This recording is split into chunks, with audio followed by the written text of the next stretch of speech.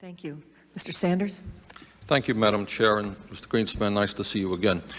Mr. Greenspan, I have long been concerned that you are way out of touch with the needs of the middle class and working families of our country, that you see your major function in your position as the need to represent the wealthy and large corporations. And I must tell you that your testimony today only confirms all of my suspicions, and I urge you, and I mean this seriously, because you're an honest person. I think you just don't know what's going on in the real world.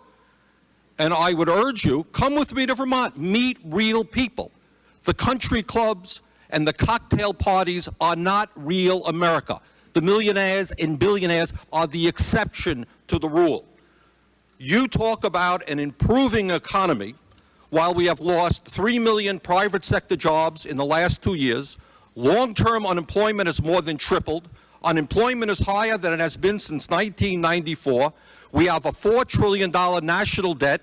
1.4 million Americans have lost their health insurance. Millions of seniors can't afford prescription drugs. Middle-class families can't send their kids to college because they don't have the money to do that. Bankruptcy cases have increased by a record-breaking 23%. Business investment is at its lowest level in more than 50 years. CEOs make more than 500 times of what their workers make. The middle class is shrinking. We have the greatest gap between the rich and the poor of any industrialized nation, and this is an economy that is improving.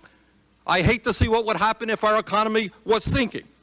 Now, today, you may not have known this. I suspect that you don't, but you have insulted tens of millions of American workers. You have defended over the years, among other things, the abolition of the minimum wage, one of your policies, and giving huge tax breaks to billionaires. But today you reached a new low, I think, by suggesting that manufacturing in America doesn't matter. It doesn't matter where the product is produced. We lost 2 million manufacturing jobs in the last 2 years alone, 10% of our workforce.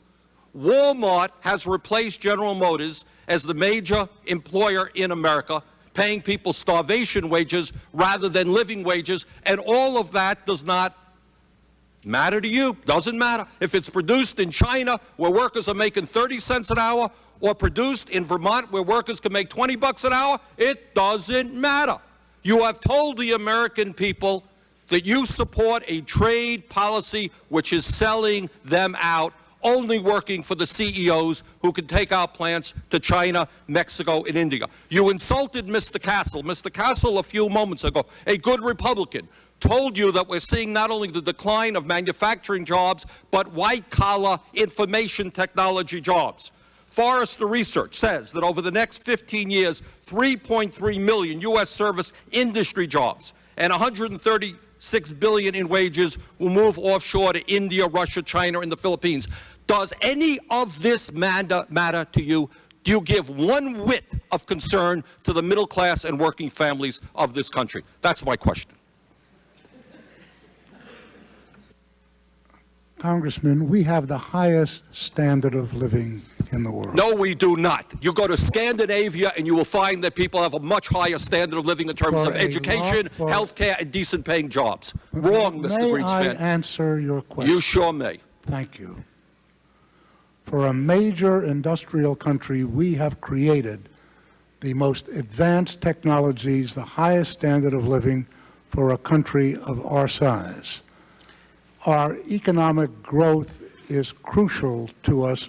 The incomes, the purchasing power of our employees, our workers, our people are by far more important than what it is we produce.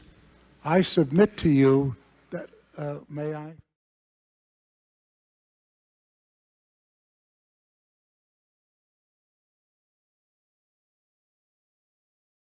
And what I'm saying to you is, yes, I found a flaw. I don't know how significant or permanent it is, but I've been very distressed by that fact. But if I may I just finish an answer to the question previously? You found a flaw in the reality? A flaw in the model that I perceived is the critical functioning structure that defines how the world works, so to speak. In other words, you found that your view of the world, your ideology was not right. It was not working. Precisely. No, that's precisely the reason I was shocked, because I had been going for 40 years or more with very considerable evidence that it was working exceptionally well.